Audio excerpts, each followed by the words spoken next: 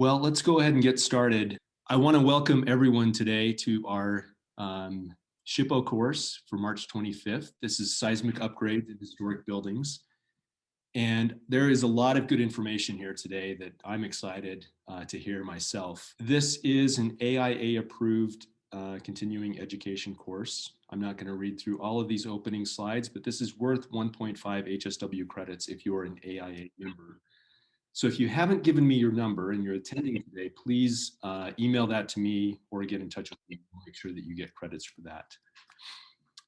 We have 4 learning objectives today, and I'm not going to read through these, but what we want to basically have you leave here with today is a good understanding of what the codes are, what the requirements are, when to implement those in your architectural and building projects, and how to implement those codes into your building project. So I'll give you just a minute if you want to read through this. If not, we'll just leave it up for a minute and then move on.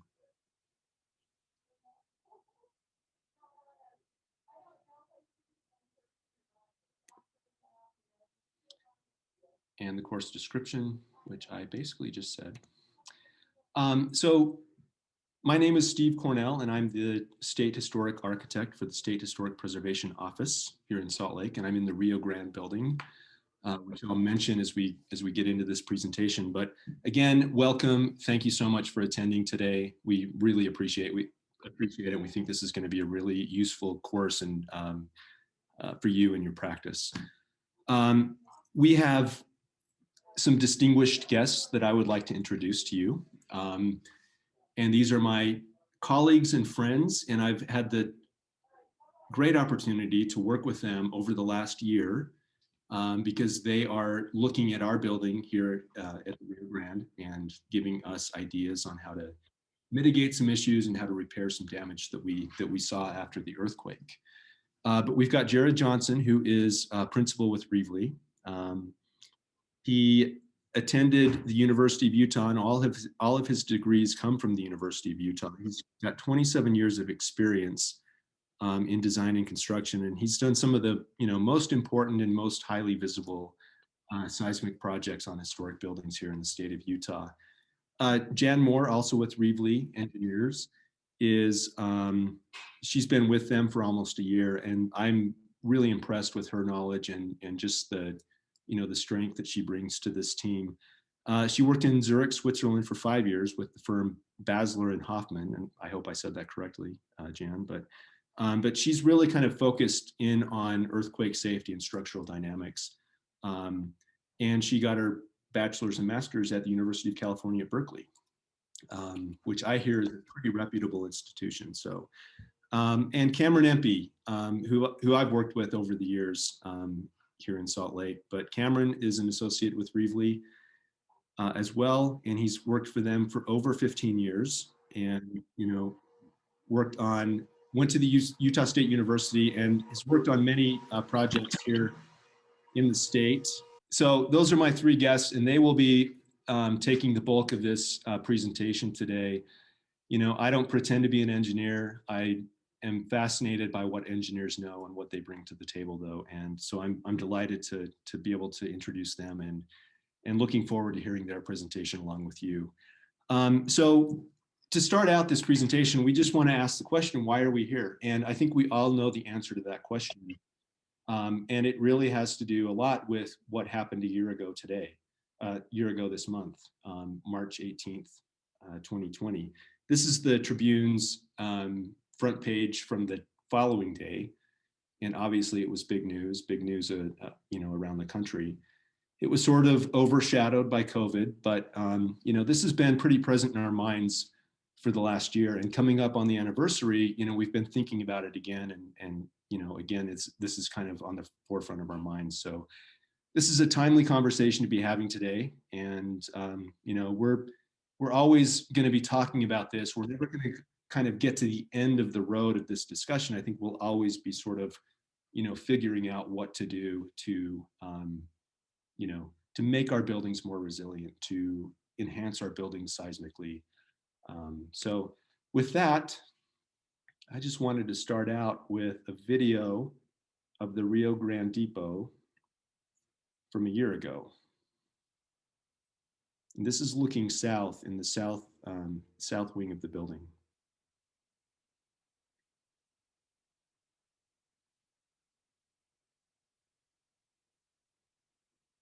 And you can see one of my colleagues there running for the exits. So that's an interesting video. You know, the power cut out right at the tail end of that. It just took a few seconds and the power was gone. You know, but my associates here will talk more about, you know, scientifically and seismologically what's happening to the building as it's being jostled. You know, the wave was sort of moving east-west, and so you see that light fixture sort of swaying in the east-west direction. So this is an image of Magna, and I think you've all probably seen Colosimo's Deli out in Magna. This was kind of the most highly photographed building during the earthquake of 2020. It's since been repaired. On the right, you see an image of the Empress Theater with the Red Roosters building next to it, and the whole front parapet of that building has just fallen off onto the sidewalk. So one of the reasons why we're here, obviously, is to talk about earthquake safety. But you know, I just want to point out that there are 2.3 million people living on the Wasatch Front. You know, with a population of 3.2 million in Utah, that's 70% of our population here on the Wasatch Front in a fairly high seismic zone. And, you know, what we're really looking at is unreinforced masonry buildings. And a lot of our historic buildings are unreinforced masonry buildings. It's estimated that about 140,000 to 180,000 buildings in Utah are built of unreinforced masonry. So that's a huge number to consider. This is the Firestone Tire and Rubber Company building in Salt Lake. It's just here on 3rd South, just up the street from me. But again, you know, you can see this parapet that just sort of peeled off of the building and landed on the sidewalk. You know, we're lucky, and you know, I think all of the engineers in the meeting today will agree that this was a fairly low grade earthquake. It was not very intense. It didn't last very long. And so, you know, the damage we saw, although it was extensive, it wasn't, you know, it wasn't, you know, it didn't create any risk to life or injury to our population. But, you know, part of that's due to the fact that it occurred early in the morning and there just weren't people on the street. Part of it was, you know, people were not on the street because of COVID. So there are a lot of factors that sort of play into this, you know, scenario. But, you know, having a big earthquake, having a lot of people on the streets, that's something to be concerned about. What I wanted to talk about, though, was historic buildings in general, and you know, this idea of community resilience, which is a term that I just learned yesterday from Jerod Johnson.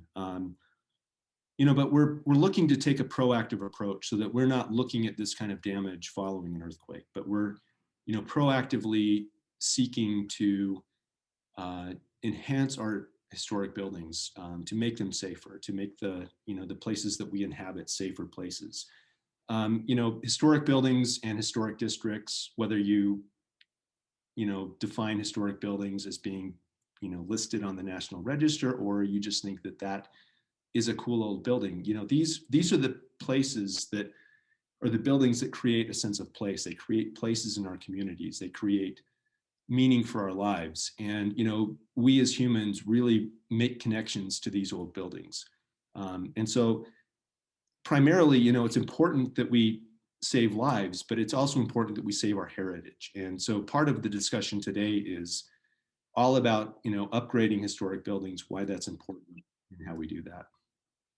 I did want to point out this building is in Salt Lake, and this building is a Septimus Sears house. It was built in the late 1890s. And this is the one building we think that we know of that we lost in the earthquake. And you can see the damage that was done to it, you know, following the earthquake. This building had to be demolished, and on the right is a picture of its demolition. But this is what we want to avoid. You know, unnecessary demolitions like this because of an earthquake. We want to be able to, sustain our building stock, sustain our historic building stock, and maintain these places that we call home. There's an interesting program called Fix the Bricks here in Salt Lake, and following the earthquake, we went and surveyed all of the houses that had been updated or upgraded through this Fix the Bricks program, and none of the buildings that we saw had any chimney damage. They were all fairly robust in their response to the earthquake. The number one thing that we saw after the earthquake was chimneys that were on the ground, parapets that were on the ground, and so there is a lot of there are a lot of easy, cheap, quick upgrades that we can do to our historic homes, our unreinforced masonry buildings that really will that's a proactive approach to preservation. Well, one other thing I just wanted to say before Septimus Sears' house was demolished, we actually went in and did a 3D scan of that. So we've got a good record of the building. And, this is something that we're going to be using in the future to kind of talk about, why seismic upgrades are necessary and important. But, the building's preserved virtually through this 3D model. So, but this is, again, just something we want to avoid in the future. And this publication is just hot off the presses. It was just released this month. And this is a joint publication by FEMA, the Utah Seismic Safety Commission. This basically lays out 5 strategies that we can use or implement as, a community, as a state, to be more proactive in our earthquake preparedness. And, it talks about reducing the risk to schools that are unreinforced masonry, retrofitting government-owned buildings that are unreinforced masonry. And then, they're really pushing a statewide URM risk reduction program, which really kind of focuses in on residences. And then, it also talks about enhancing construction codes. But if you haven't seen this publication, I would encourage you to go out and find it. It's easy to find. And like I said, it's just new off the press this month. So a lot of here that a lot of people can use. So with that, I'm going to hand it off to Jerod Johnson. Well, appreciate that introduction, Steve. The Magna earthquake, you won't be surprised to any of you that it caused a flurry of activity for us and engineers in general and designers in general. I'm sure a lot of you were scurrying into activity just as we were, trying to assess the damage and help folks get a handle on what happened and how we needed to move forward. So we, of course, mobilized and went out and did reconnaissance throughout the valley. And we were able to see damage to a lot of buildings. This was the Crane building, and I was able to take this photo right from the street. Again, everything we'll show you here in these next couple slides is the classic unreinforced masonry building scenario. And Steve hit it right on the head. We've got this huge inventory of these buildings, 140 to 180,000, many of which are historically significant. And what we saw with the Magna quake was a lot of the classic failure mechanisms that are exactly what we would expect of structures of this nature. Go ahead to the next one. This was the Fisher Mansion. It had 5 chimneys before the earthquake. It's down to 4 chimneys now, 3 of which are very precariously just dangling there. The chimneys that performed well had these steel bands wrapped around them for some reason. Maybe they were anticipating the earthquake, but classic kind of failure mechanisms that we see with unreinforced masonry. Go ahead to the next one. The diagonal cracking that we see with the wall piers between the windows right here. This, I forget which building this was. I think Dorian Adams from our office took this photo, but the classic X pattern, that's a shear failure. That's exactly what we would expect of unreinforced masonry.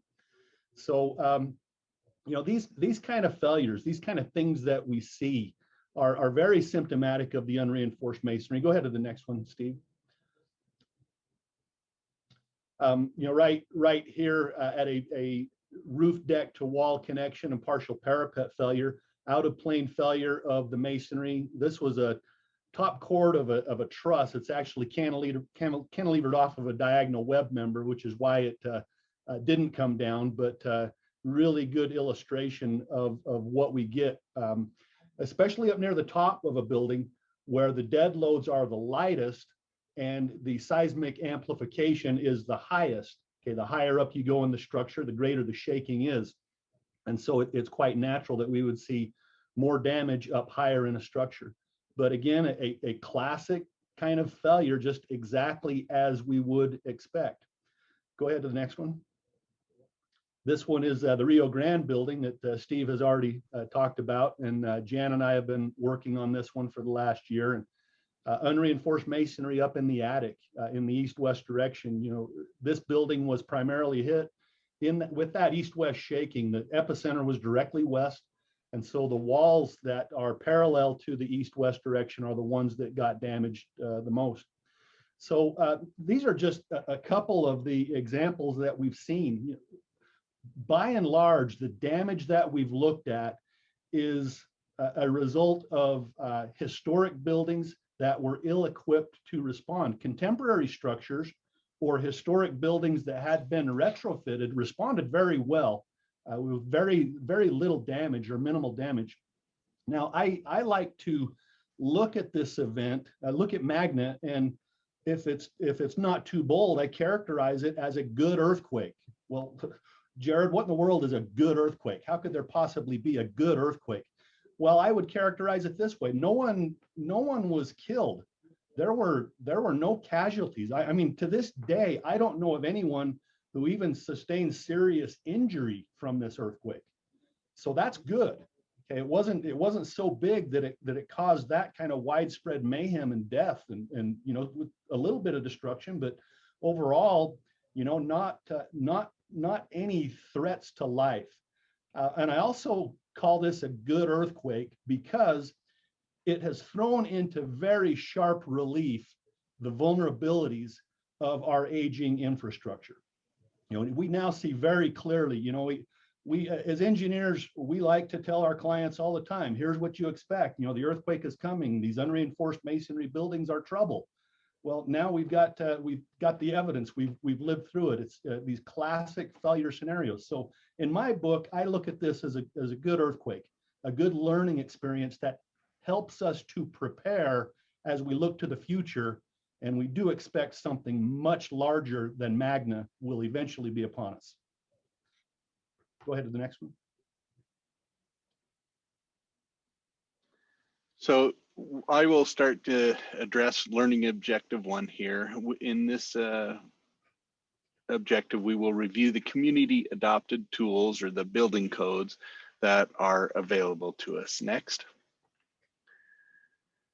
So we have the IBC, the International Building Code, the International Existing Building Code, the FEMA 154, which is a rapid visual screening for potential seismic hazards, and ASCE 41, the seismic evaluation and retrofit of existing buildings. Next.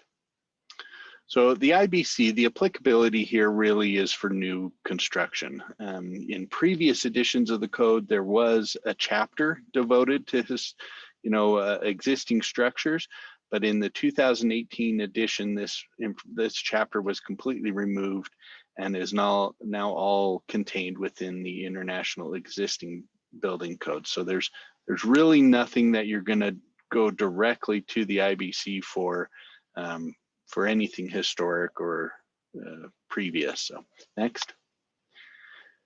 In the International Existing Building Code, this is the ICC document that is focused on repair, additions, and alterations to existing buildings. Primarily, however, the IEBC addresses the limits or the triggers that define whether a seismic upgrade is required. If a seismic upgrade is required, this document refers back to the IBC, but typically with a reduced level of force, typically 75%. Next.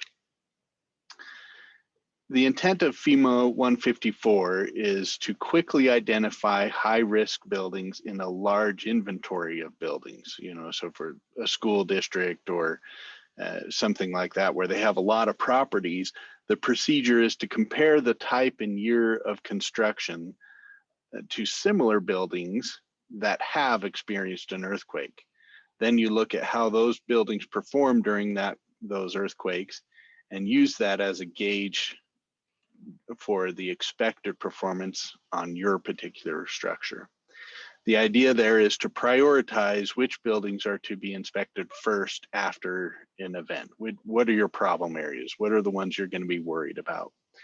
But it doesn't really contain any information or procedures on how to improve that performance. Next. So ASCE 41 is the primary tool that engineers are currently using to provide the most accurate description of how an existing building is expected to perform in a seismic event. This document focuses on actual properties and characteristics of the existing building and uses complex computer models to ascertain the true expected performance. This method is commonly referred to as performance-based seismic design. This then target performance can be determined by the owner and the engineer, and strengthening methods are then implemented to achieve this desired performance.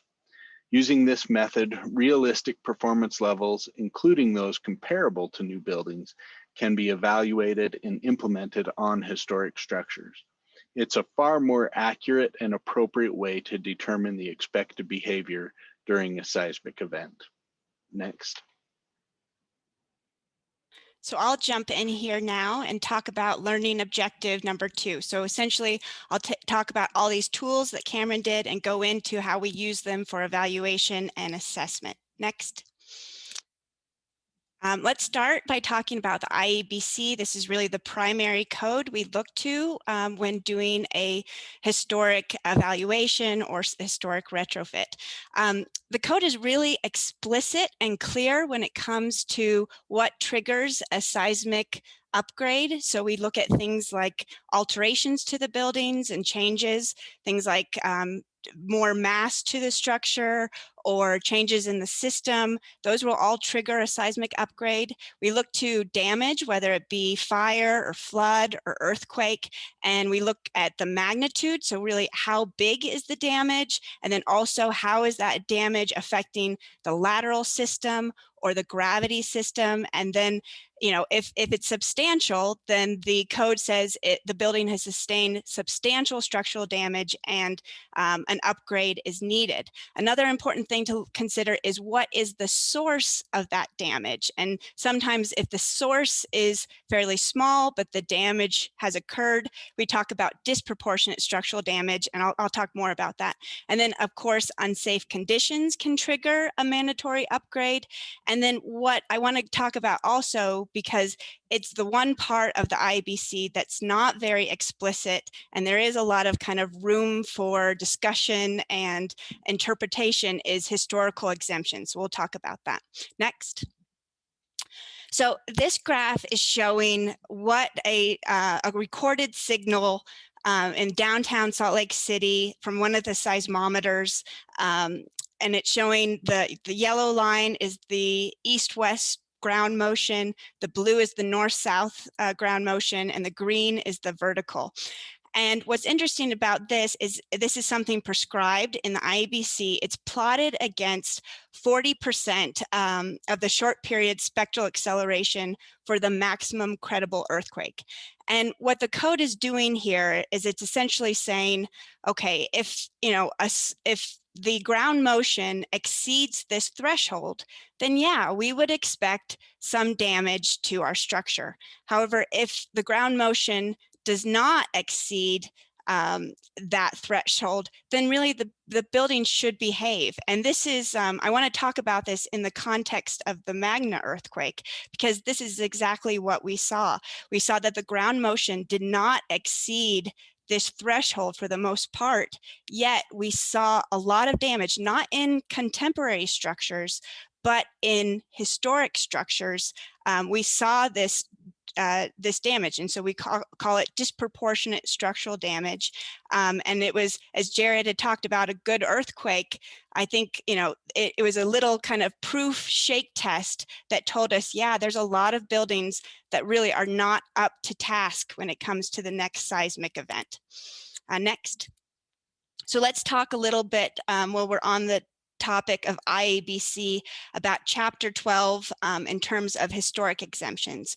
So just going into a historic renovation, this is really an important thing to start the conversation early about how historical exemptions will play a role in your building.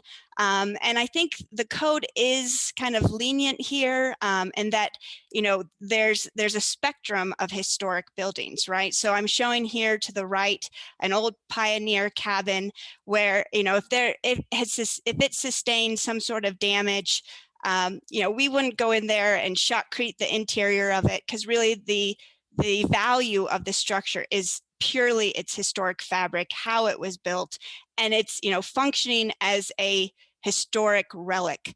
Whereas kind of on the other side of the spectrum, I'm showing the Salt Lake City City Hall building. This is equally, you know, beautiful, historically important, yet it serves a purpose. People congregate here.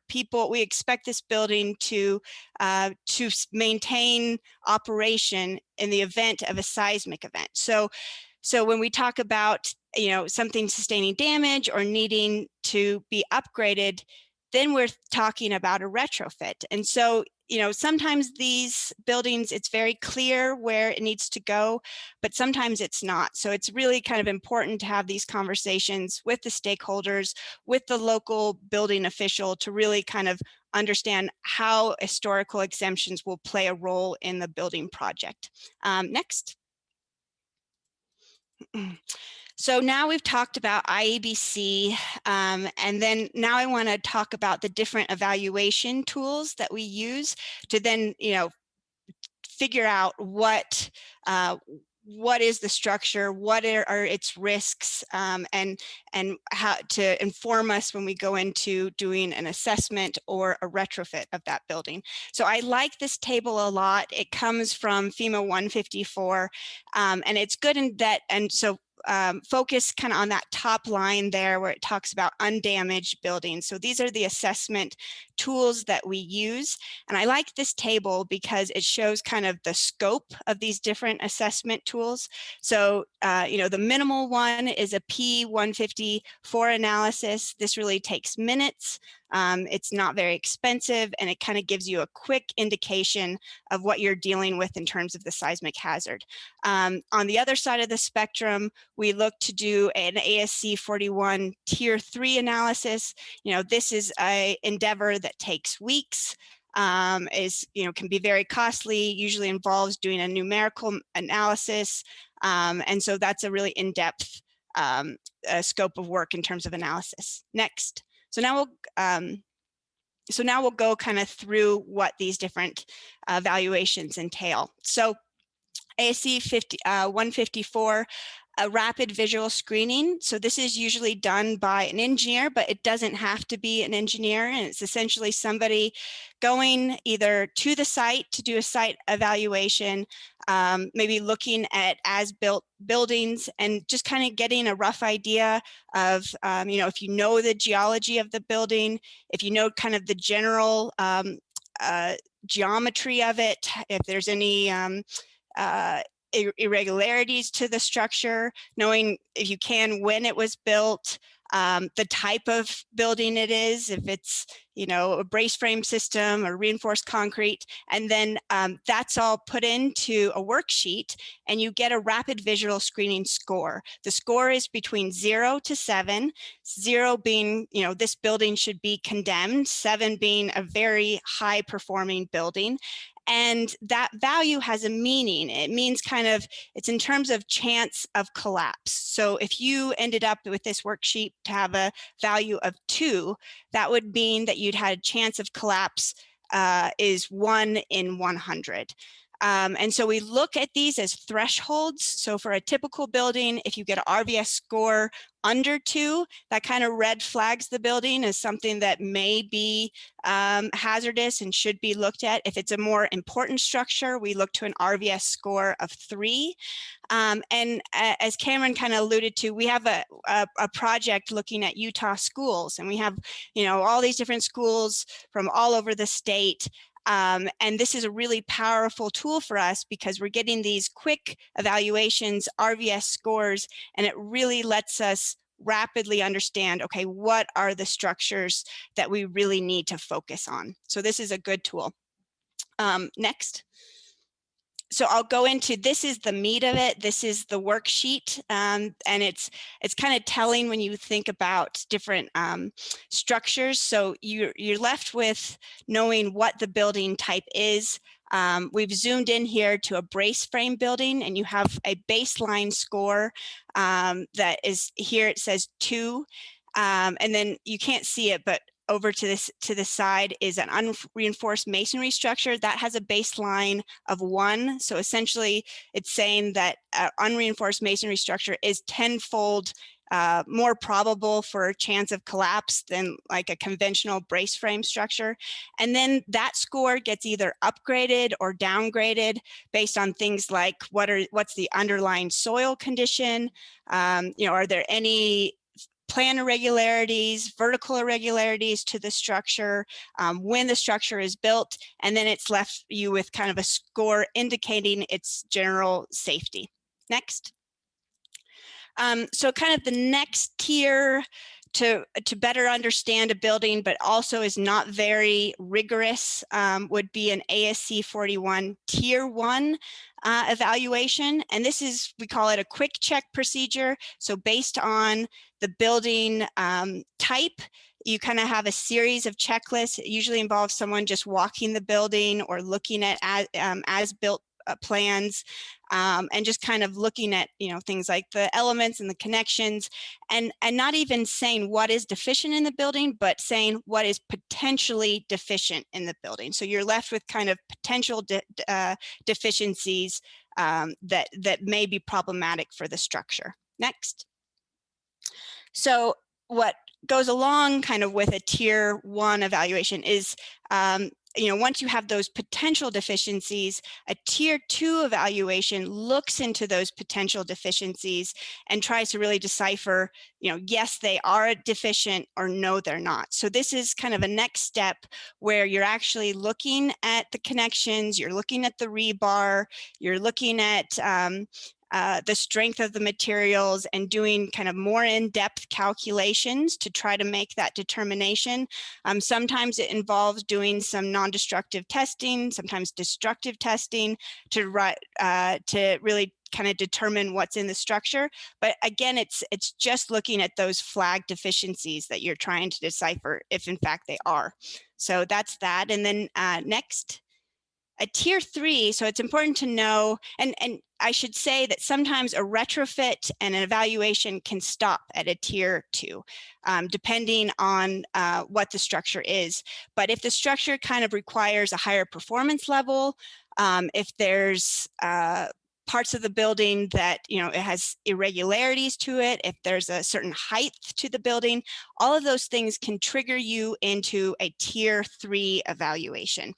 And what's different about Tier 3 evaluation is this is it's a holistic approach to look at the building. So here you're not just looking at the flag deficiencies, you're looking at how the building behaves overall. So this is an example.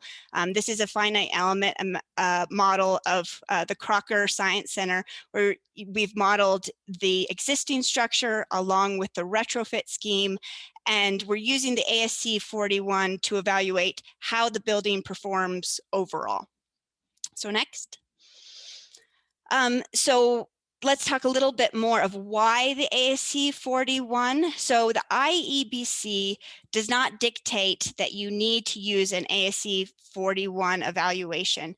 And in fact, it says that you can use 75% of new construction. And, sometimes this makes sense. If you have a historic structure and you're rebuilding essentially every element to it, then maybe, yeah, you'd want to use the new design. But in terms of, 9 times out of 10, we look to the ASC 41 because this allows us, there's limitations to the new code. The new code is a binary system where it kind of just says, yes, you're code compliant, or no, you're not compliant.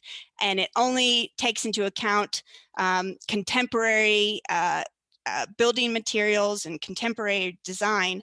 The ASC 41 allows you to take it provides support for archaic materials, and it allows you to define, it's a performance-based approach. So it allows you to really determine how you want the building to perform, and then evaluate or develop a retrofit based on that performance objective.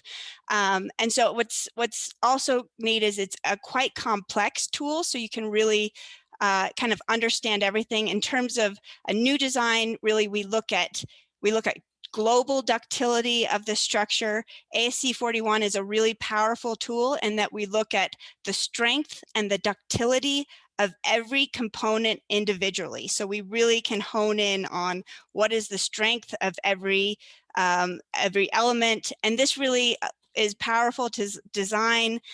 We're allowed to use a lot of the structure, and this really minimizes the intrusion and expense of retrofit. So next. So just to conclude, some risk factors that I talked about all of these, but something just to have in your mind as you go into this endeavor. And that's obviously the location of the historical structure. What's the seismicity there? What's the underlying geology of the site? The types of materials. We've touched upon that a lot of historic structures are unreinforced masonry, and we know that unreinforced masonry is not, it's a poor performer when it comes to seismic design. The geometry of the structure is obviously important. The age of the structure, just knowing that knowing the seismic hazard, knowing to design for a lateral system, design codes were pretty late to adopt a lot of that. And so those are a lot of the time not even considered in design. They were just a gravity system when a lot of these structures were built. And then understanding really what is the occupancy categorization. So is this a building like the Pioneer cabin where it's empty most of the time? Is this like the Salt Lake City building where the city center, where we're looking at the building maintaining operation? Or is this a real treasure that we need this building and we cannot lose this building? And then I think the biggest risk factor is really people understanding that not doing something to these buildings, it's a choice, and it's a risky choice, and that we know these larger earthquakes are coming. We don't know if that's in our generation or our children's generation, but doing nothing, we know that we'll lose a lot of these priceless buildings. So. Okay, so I'll step in and talk over learning objective 3 here. I think Cameron and Jan did a good job at summarizing what these tools are.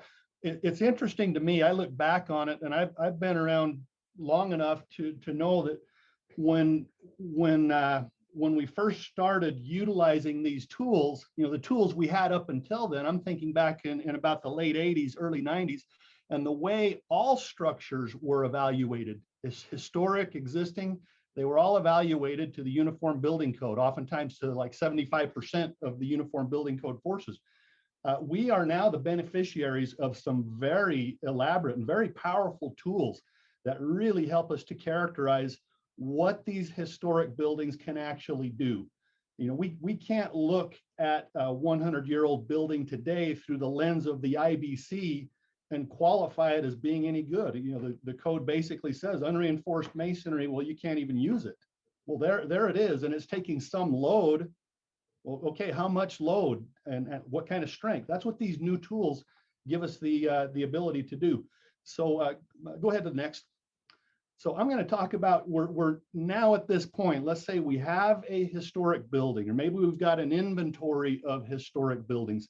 We know that there is some particular seismic risk, that they're a hazard simply because of their age, in all likelihood. So how do we move forth now? How do we develop a meaningful and prudent plan to rehabilitate these structures? Well, back to the codes and the tools that have already been introduced here today. The ASCE 41 is the standard. It's for the evaluation and retrofit of the building. And one of the first things that we do within the context of this standard is establish a rehabilitation objective, which is basically how well does the building need to perform, and under how big of an earthquake does it need to have that kind of performance. So that's what we look at in terms of what risk to consider. And we all need to remember that the large earthquake is going to come. Okay, it's only a matter of time. We give it enough time and the really large earthquake will come. We are often confronted as designers with the question, well, when is that earthquake going to happen? Which, yeah, I can understand that question. Do I need to prepare, or can I defer this to my children and grandchildren? Well, I subscribe to the notion of why does when matter? Especially when we're looking at a historic building. If we want a historic building to remain historic and be timeless, the simple fact that we know an earthquake is coming should be enough to motivate us to want to take action. Okay, so that's kind of something we need to look at when we're considering the risk, to know that that risk is coming. Then we need to consider what kind of performance we need the building to achieve. And we have to bear in mind that there is no such thing as earthquake proof. And we almost always look at these kind of projects through the lens of how much damage is acceptable, or what is the nature of damage that's acceptable. Okay, then we answer those questions, making informed decisions as best we can, and compare that to, well, how much damage does a particular earthquake want to cause to that structure? And we try to strike the right balance and use that to formulate a rehabilitation plan so that the expected performance is consistent with the earthquake magnitude that we expect. And of course, there are the cost factors. Okay, money has to be considered at every step of the way on a project like this. One of the things that we really learned with great clarity from the Christchurch earthquake was that the pre-earthquake dollars versus post-earthquake dollars, there was a big difference. The studies have shown that for every dollar spent preemptively in Christchurch, there were $5 in savings. In other words, if you waited till after the earthquake, you had to pay 5 times as much to rehabilitate and repair the building. So it really comes down to a pay now or really pay later kind of scenario. Okay, it's always better to preemptively deal with these issues. Now, the other factor there under cost is whether or not a seismic upgrade is mandatory. Okay, if it's a voluntary upgrade, and I'll show you an example a little bit later on, you suddenly have a whole lot more latitude with respect to what you actually do to the building, and you can funnel your dollars in ways that are deemed most reasonable and most prudent with respect to what the owner and the stewards of the building are trying to achieve. Now, the last thing, and I'll talk a little bit more about this in another slide, is resilience. It's the new buzzword is resilient structures and resilient communities. We talk about the 3 Ds of resilience: danger, dollars, and downtime, which is safety, damage, and recovery. More on that in a little bit. Go ahead next. So Cameron already talked about this, and Jan did as well. The ASCE 41 code directs us to performance-based seismic design. And for this method of analysis and design and rehabilitation, we are not looking at the binary approach that Jan talked about of whether or not it is code compliant. What we do is we look at the building very explicitly and we try and characterize how exactly is this building going to behave. Okay, we use some very elaborate, very sophisticated tools to try and make that prediction. We have phenomenal tools available to us nowadays. And then we look at that behavior and compare it against, what magnitude of earthquake will it take to cause that behavior? And then we use that to help the stakeholders make informed decisions. We ask this whole series of questions as we go through this process, helping the owners, stakeholders, and stewards establish a meaningful performance objective.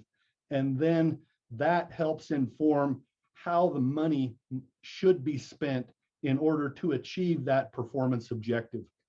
Go ahead to the next.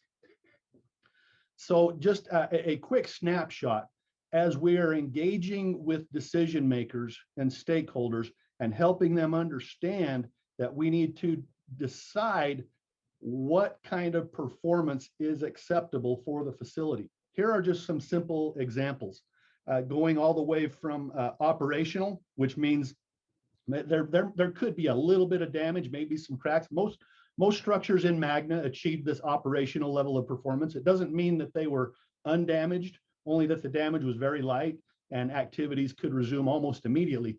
But then we go through the whole spectrum all the way to collapse prevention. And this is a building that is right at the threshold of failure, where a small aftershock could now bring it down. And we look at everything in between. And we help the owners, or sometimes we very bluntly ask the owners, what kind of performance do you need for this building? What are your objectives overall following a significant earthquake? Okay, next slide. So we have to look at the performance expectation and then compare it against a seismic risk.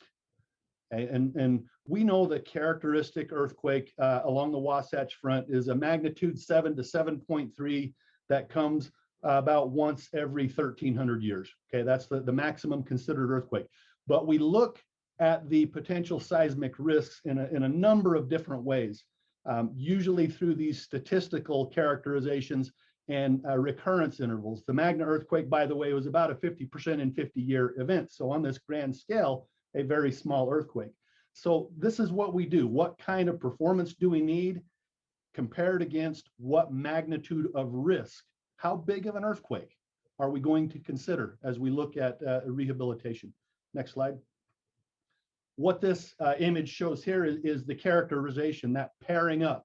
So in essence, performance-based design is answering the question, how does it need to perform and against what kind of an earthquake does it need to achieve that performance? So the function column shown on the left, okay, we're all familiar with this, the risk category 2, 3, and 4, where 2 is most buildings all the way down to 4, which is your essential facilities. We pair the kind of function or the kind of performance that is expected against 2 characteristic earthquakes that are most often considered, called a basic safety earthquake 1 and a basic safety earthquake 2. The basic safety earthquake 1 is an event that happens about once every 500 years, and the basic safety earthquake 2 is that really big event that comes really about once every 2,500 years. And we make that pairing, or we find, okay, which cell on this matrix do we need to achieve? For instance, a risk category 4, we would need to be immediate occupancy for a BSE1, okay, which is a pretty standard level and expectation of performance for that kind of facility. Next slide. Okay, so it's not totally up to us and the owners of a building. When a rehabilitation or an upgrade is required, then the ASCE 41 gives us some good recommendations, which are referred to as the basic performance objective. And we have the add-on as an E for existing buildings and an N for new buildings. This code recognizes that existing buildings can be very difficult and costly to upgrade. So it lightens up a little bit on the recommended requirement. Whereas for new construction, the world is our oyster. You might as well address the full magnitude of the earthquake that you expect. So it's not totally up to the designers or even the building owners to choose the performance objective.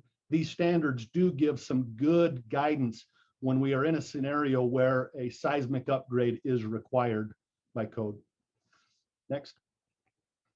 Now, we often run into scenarios where we have good, forward-thinking, conscientious owners who have old buildings and they know and appreciate the seismic threat.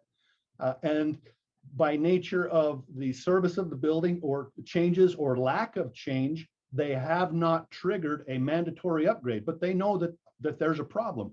So what we can often do is help guide owners into making informed decisions about what kind of upgrades they can introduce.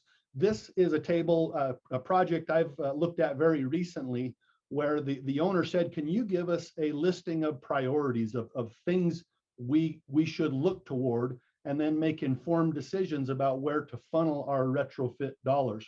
So of course, if it's non-mandatory, they could do nothing, okay, which costs nothing.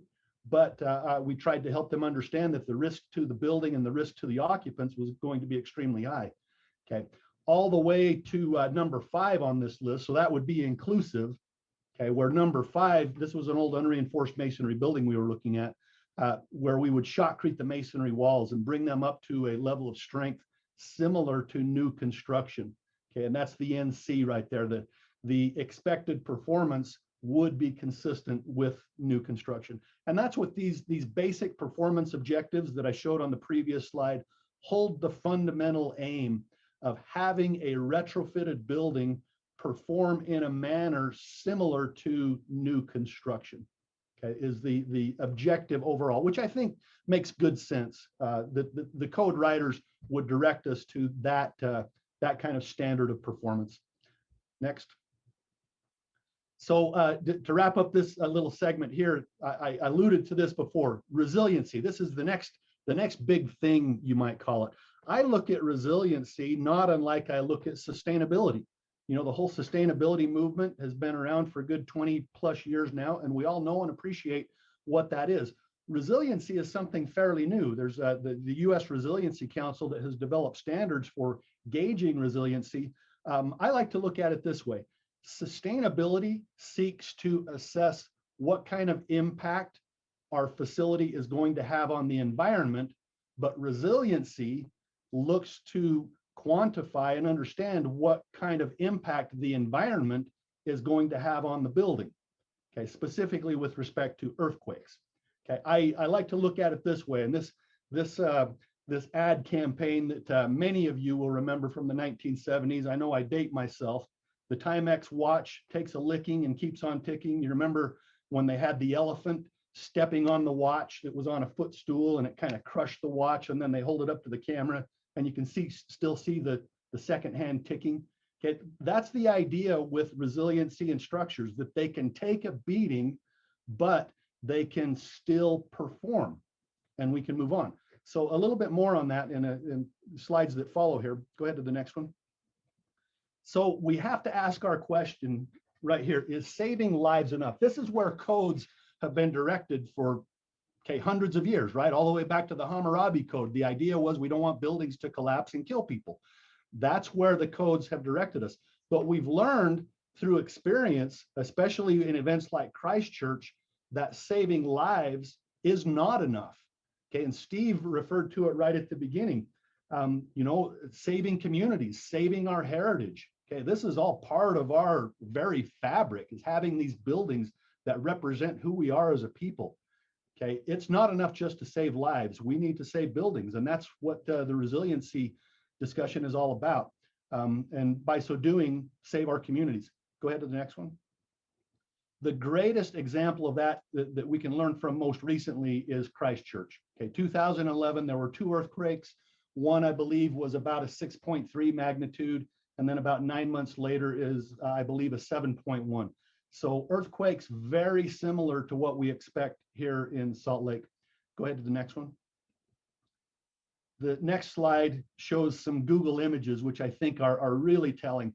On the left, showing the downtown district of Christchurch, and then on the right, the immediate aftermath of the earthquake. And there's really not any huge differences that we can see. between these two photos. But this next one here on the right, this was 4 years after the earthquake. Okay, so really devastating to this community. And I dare say that there were probably a fair number of historic buildings within this area that did not survive. And it's heartbreaking to me to think of it, looking at these two photos and what this has meant to this community overall, and how much of their history in buildings has been lost. Okay, this is what the resiliency discussion is all about. This community performed in terms of safety very well. I think you can count on one hand the number of deaths from this earthquake. But if you look at the number of buildings that were lost, it's absolutely devastating. Go ahead to the next. Okay, just a couple of images reflecting the idea of resiliency, especially that sign on the lower right. You know, all of their insurance is taken care of by the government, and 5 years and still they're not able to bounce back and get back to normal. That downtown district has been utterly devastated because they could not respond, or their infrastructure could not respond in a resilient manner. Go ahead to the next. So the simplest way to look at resiliency of structures is with these curves right here. If you look at the expected activity, okay, think of it as economic activity. In any growing or thriving community, you'll have that gradual incline. Communities grow just like we see here in Salt Lake. Then you get a sudden and abrupt change, and you get that very precipitous decline of economic activity. It comes to a screeching halt in something like a pandemic or a bad storm or an earthquake. Okay, a resilient community can recover, follow that orange curve back up, and hopefully you get right back on track of expected activity, whereas catastrophe would be the purple line, where you really never can recover from that disaster. Go ahead to the next. Here's another illustration of what we're looking at with Hurricane Katrina. Two parallel communities, Nashville and New Orleans, were very similar in size and very similar in terms of economic activity. Then Hurricane Katrina hit, and there was a sudden loss of estimated $80 billion in economic activity in New Orleans. And in the aftermath and the years that followed, an additional 105 billion. Okay, and it's doubtful now that New Orleans will ever catch up to Nashville again. It might within our lifetimes, but this again is another good illustration of lack of community resiliency and the ability to respond. But this is the new thing that we're seeing more and more, and we got these very robust tools that help us gauge the resiliency of buildings, and we see that kind of migrating now into overall infrastructure and being able to characterize how resilient a community is. Next. So now implementation for learning objective number 4. We'll go over a few examples of some of the experiences we've had in how to translate this implementation into real structures. Go ahead next.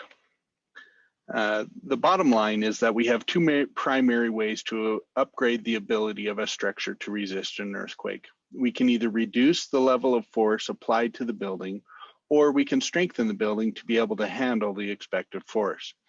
So lowering the force just sounds like the best option, right? Just make the earthquake smaller, no big deal.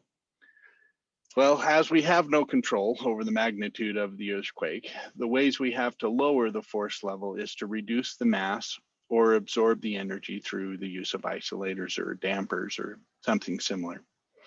An example of ways to remove mass is a project that we're currently working on up at the University of Utah. The existing deck is composed of a poured gypsum slab. So the process we're using is to remove the gypsum deck and replace it with a metal deck roof. The metal deck is far less weight and provides a much stronger diaphragm. So reducing that mass gives us that opportunity to lower the forces and then also increase the strength. Isolators disconnect the building from the ground. The site may be classified as a site class D, E, or F. The isolator, however, absorbs that energy such that the shaking the building actually feels may be closer to a seismic design category C.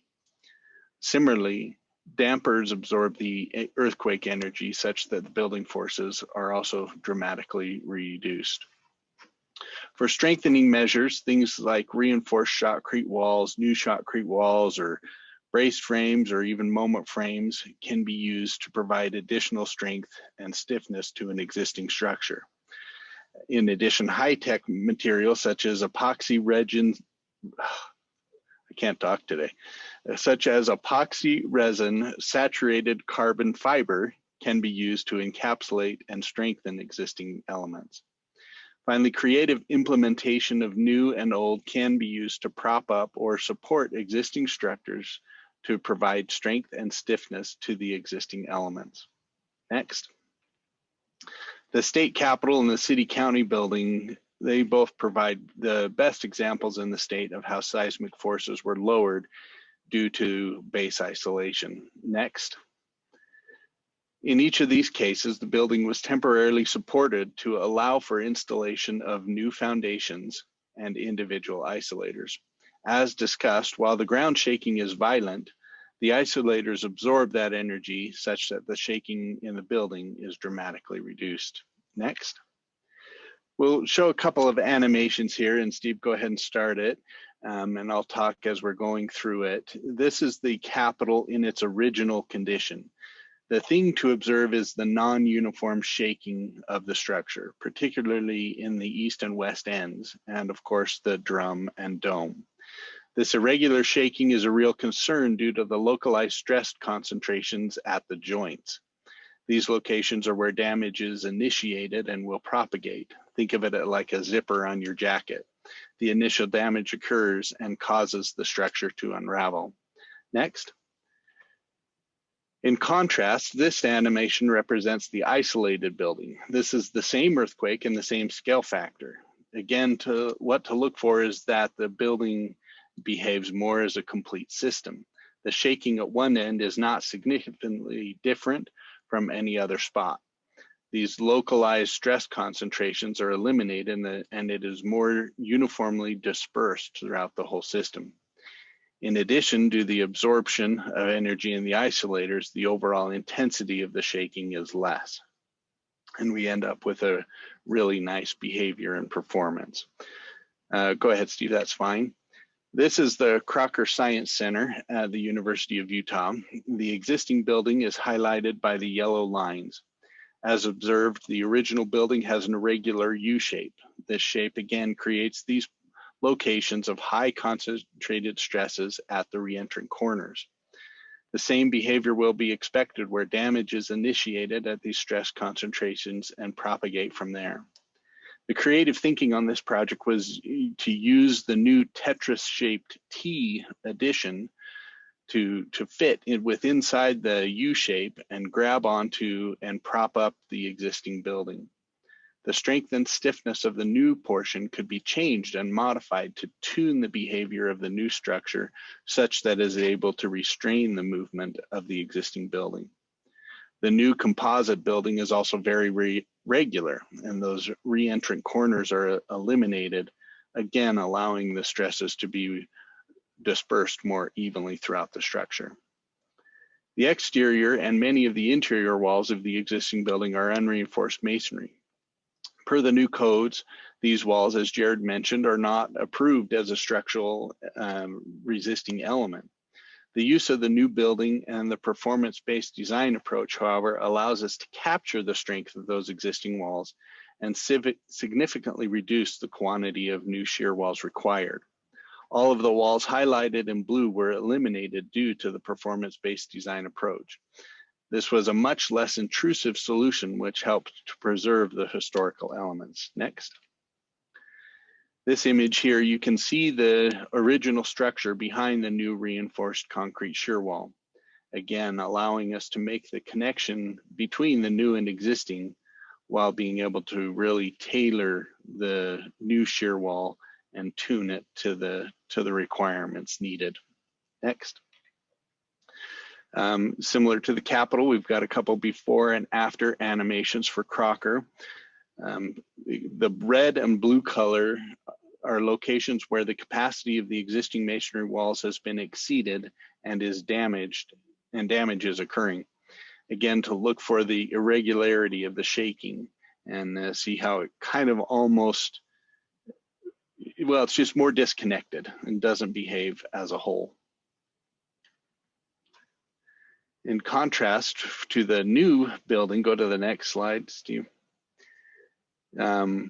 You'll see that the new structure becomes very cohesive.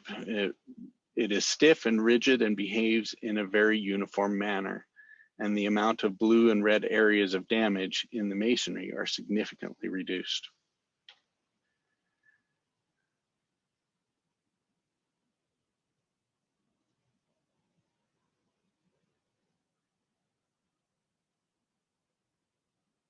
Go ahead to the next slide. Combining the new with the old allows us to preserve the existing building and historical materials. The new design was able to complement and support the historical building. Next.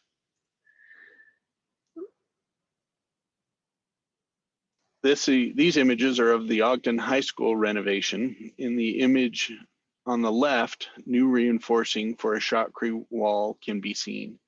This is in an area where the historical significance of the interior was deemed less critical, such that new shotcrete could be installed without compromising the historical integrity. On the right is an upgrade to the foundation with the use of micropiles and a reinforced pile cap. This new reinforced element encapsulates the existing foundations, providing an additional strength and support for the new shear walls. Next. In these images, we are looking at the top of the auditorium masonry walls of the school. We are probably all aware of the historical significance of these ornate Art Deco walls. Both the interior and exterior faces of these walls are historically precious, and we were not going to be able to use shotcrete or any other methods to disrupt the beauty of these walls. Vertical reinforced cores were used as an alternate method of adding strength and stiffness to these existing walls. Vertical cores were drilled from the top to the bottom of the north, south, and east walls of the auditorium. The length of these cores was an average of about 58 feet, with a few cores extending over 60 feet long. Rebar was installed into the cores, and a proprietary epoxy resin was hand mixed and then placed into the cores using the highly advanced method of an inverted traffic cone. The addition of the rebar and the epoxy resin was able to bind the wall together and provide the strength needed for use as a shear wall. Next. Oh, so I'll try to go through these fairly quickly because I want us to have some time for questions. But implementation strategies that we look to do exterior solutions. So the advantages of this is we can maintain the program, maintain the occupancy. Obviously, it's easier for construction access, but obviously changes some major visual change to the exterior. So here's an example. Next. This is the Bennett Federal Building. So this is a really neat photo, and that the part to the left is showing the original precast panels that were deemed expendable. And then kind of every few spans is the construction of this building in different stages. And so to the right, you see the glazing at the end. So this was an exterior solution with buckling restrained braces. Next. This is the Marriott Library on the U of U campus. I think this one is really interesting because the figure to the bottom is showing the original sandwich precast panels. The poor students, Jerod was telling me how he remembers studying in these libraries and not having any natural light and not knowing what time of day it was at all. And so they did a solution, another exterior solution, again with buckling restrained braces, but allowed, kind of kept the same architectural form, but improved the safety, and then actually allowed some natural light into the interior of the structure. Next. So perimeter solutions. So these are slightly different in that the solutions are applied kind of inboard of the architectural and historic facade, again, maintaining program and occupancy, but a change to the exterior, the visual look of it, but allowing for some good construction access. So next. So on this slide, this is the College of Nursing, also on the U of U campus. You can see the original historic facade, but then there's conventional brace frames that are inboard of that. Next. This is the Leonardo. So this is showing both the exterior that, was fairly maintained, but then inboard, you can see the buckling restrained braces. Next. So contemporary materials, these are kind of state of the art and standard of practice that we look to when doing seismic retrofits, doing concrete overlay or jacketing, FRP or carbon fiber wrap overlay or jacketing, concrete infill walls we look to do, and adding reinforcement to unreinforced masonry walls. Next. So jackets. So this is an example of the science and behavior, sorry, I'm not as science, the Utah Social and Behavior Science building. Sorry, you can tell I'm a little green on my buildings. But this is showing two ways to provide confinement and jacketing depending on what is allowed, possible architecturally. So on the left, you see where the elements are able to expand a bit. So a concrete jacket solution was used. So here for a concrete jacket, you need kind of minimum 6 inches all around the element. So we see that here on the left, but on the right, this is a column where there really wasn't any room for expansion of that column. And so carbon fiber wrap was applied to provide that strength and confinement needed to strengthen the element. Next. This is on the state capitol.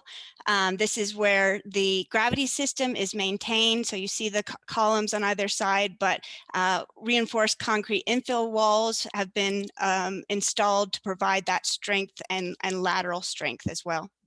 Next. This is also on the Capitol building.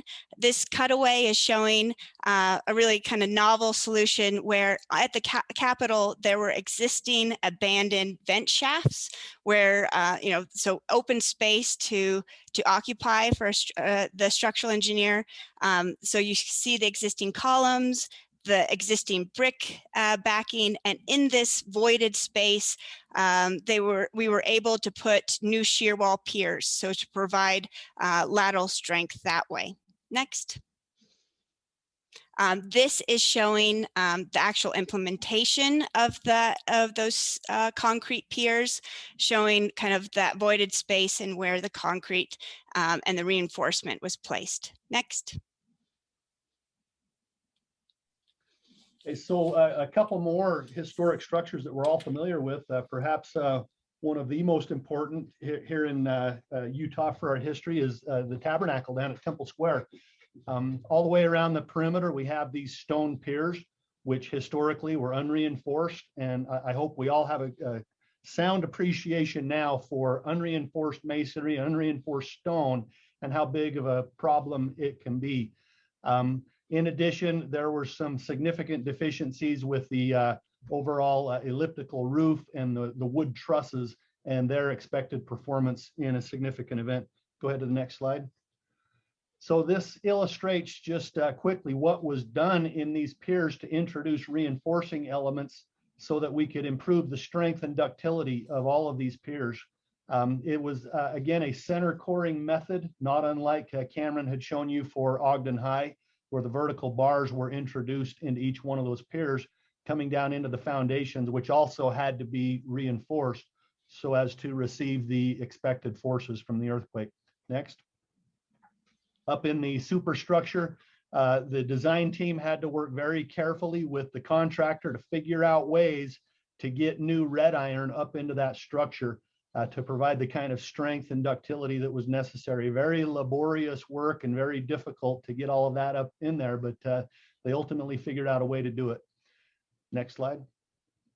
This one is the Einar Nelson Fieldhouse up at the University of Utah.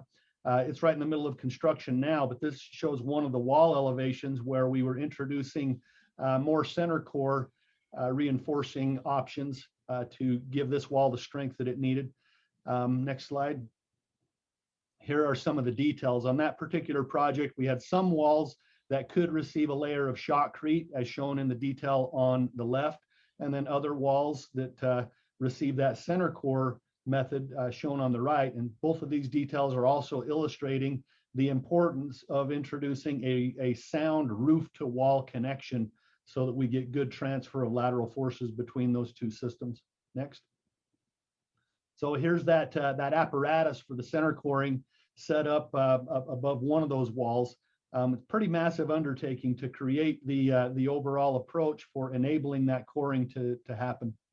Next. Within the interior of that space, there's always more than one way to do things. So there were a couple of locations on that project where the masonry walls were too slender. Shotcrete was a bit too costly and also visually obtrusive and dimensionally as well. But at this particular location, some steel stiffbacks were a good approach to provide that out of plane bracing necessary for those wall piers. Next. At the roof of that project, the straight sheathed wood roofs are not nearly as good as roofs comprised of these big 4x8 panels that we use. We get a lot more strength. So it's not at all uncommon to do a new panel overlay on an existing wood roof or floor deck to improve the expected seismic strength. Next. Provo City Center Temple, great example. We all know this one suffered the significant fire damage, basically destroyed everything within the perimeter facade of the building, and that really was the only element that could be retained. Go ahead to the next slide, where you can see the shotcrete was applied to that interior surface as part of the temporary shoring and stabilization of that masonry. Basically, it had to be held in place so that the solution for the overall recovery of this project could be realized. And we all know they turned it into a temple, and basically a new building was constructed within the historic envelope, and they really did a phenomenal job in helping maintain the historic character of this building. And chief component of that was maintaining that historic facade and recovering it the way they did. Next.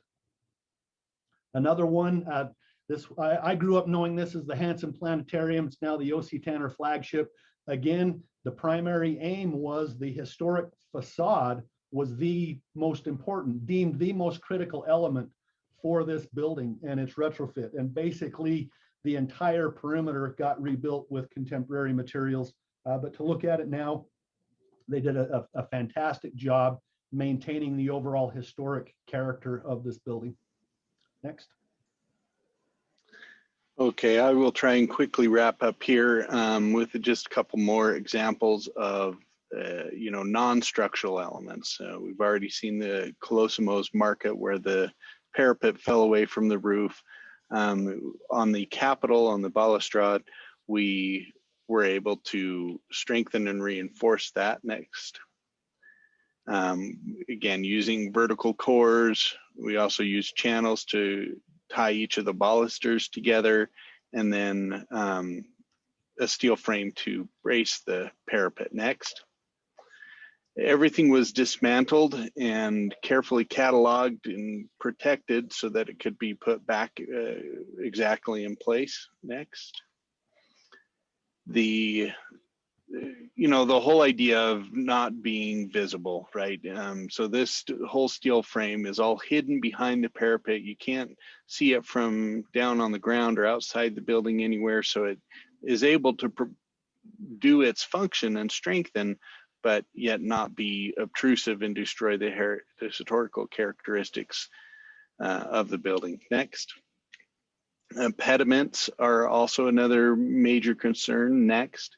On the Capitol, these pediments were located over the egress pathways, right? So we want to make sure that they're supported and kept safe so that they don't become falling hazards during the event. And as is often the case, these are very confined, hard to access locations where, you know, the solution to strengthen and brace them can be very complicated. Next. The drum and the dome for the Capitol, the kind of the key points here is the concrete strength as we went up through the elevation of the building progressively got worse and worse. And by the time we get to the top, you can see there in his hand that you'd core drill it and it would just crumble. And, you know, we think that, well, it was due to a lack of cement content higher in the building, more than likely as a way to save cost. Next, the concrete in the, you could just really scrape it away with your fingernail. Next, lots of efflorescence and corrosion was readily visible throughout the dome and drum. Next. So adding shotcrete on the interior faces and, you know, anchor rods with epoxy to connect all the stone and terracotta elements. Next. And again, closeness of quarters, right? So it becomes very innovative and collaborative to try and figure out ways to get in here and do this work. The typical standard of care with respect to means and methods may not really be enough in a lot of these situations. We as design teams need to be more thoughtful and collaborative on determining an approach that is actually feasible. Next. These are the hollow clay tile walls on the Capitol building that back the marble panels in the main second floor.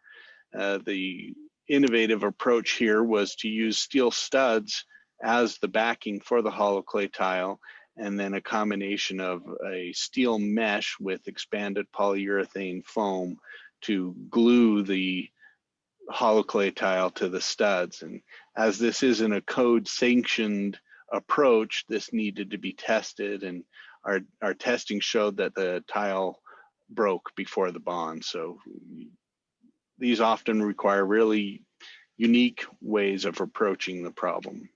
Next. Similarly, on the Crocker Science Center, many of the hollow clay tile walls in this project were able to be removed without compromising anything historical, but in some locations, we needed to preserve them.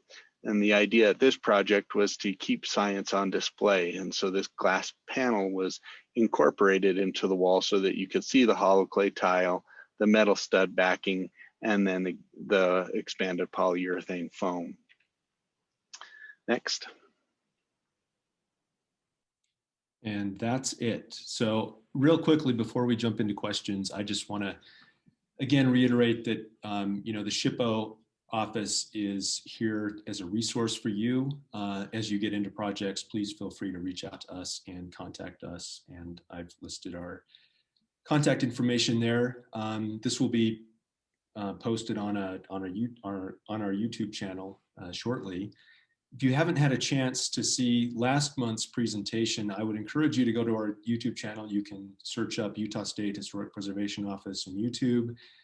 Unless you want to remember that address up at the top, which I don't recommend. But we did a presentation last month on historic tax credit rehabilitations, and a lot of what we discussed here today, in terms of the cost to do seismic upgrades in historic buildings, is eligible for a tax credit, a 20% federal and or state tax credit. So if you've got questions about that, reach out to me. I'll talk your ear off about that. But as an alternative, go take a look at that historic tax credit course that we did last month. And just you know, to let you know, next month, April 29th, it's the last Thursday of the month at 12 noon, like these are always scheduled. We're going to talk about historic preservation and sustainability. So I will be following up with each of you, sending you a link for that. So if you're interested in that presentation, sign up for that as well. And at this point, we'll open it up for questions. If anyone has a question, just unmute yourself and ask the question.